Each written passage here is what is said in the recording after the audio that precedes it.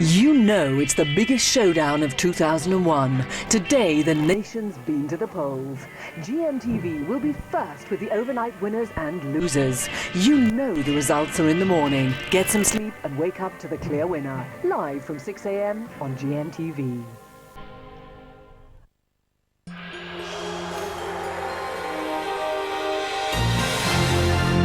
Over on ITV2 now, a surprise party for Felicity. Here on Carlton, in half an hour, it's Emmerdale. That's right after the news. The nation decides who'll be Prime Minister tomorrow. Archer's secretary, I bought presents for his mistress. Don't panic, how the skydivers got out of this. And Beckham's verdict on another win for England.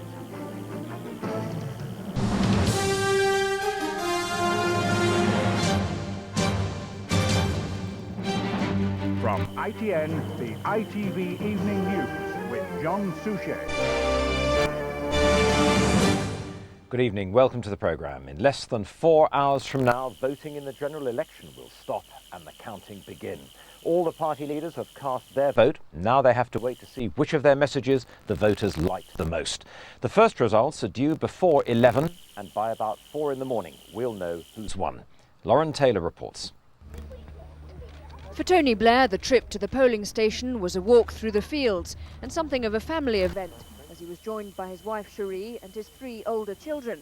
Although the children are still too young to vote, there was a chance for a rare public group photograph. Look at the cameras, guys. Go on. Good morning. William Hague and his wife Fionn voted early in his North Yorkshire constituency today. Like many other voters, they had 2 ballot papers to fill in, one for the local government elections and one for the Westminster Parliament.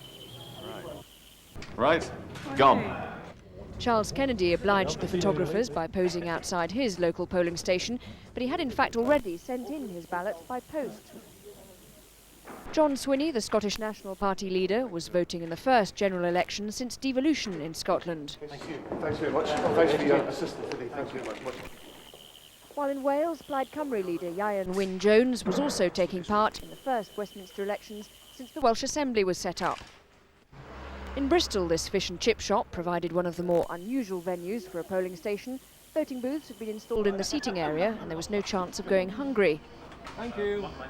In Suffolk, some villagers had a ready-made excuse for a quick trip to the pub, one of many places around the country chosen to provide easy access for voters. In Renfrewshire, one of the country's oldest voters, 105-year-old Belle Shaw, defied any talk of apathy by going down to vote in person. And in Bangor in Northern Ireland, as elsewhere in the UK, the election meant a day off for many school children. When the polling stations shut tonight at 10 o'clock, around 52,000 ballot boxes will be sealed and taken to the count venues. The earliest result is expected within an hour of the polls closing. Lauren Taylor, ITN, Central London.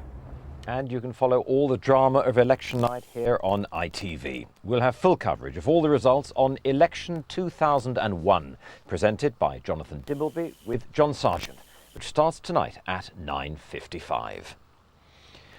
Jeffrey Archer's former secretary today told the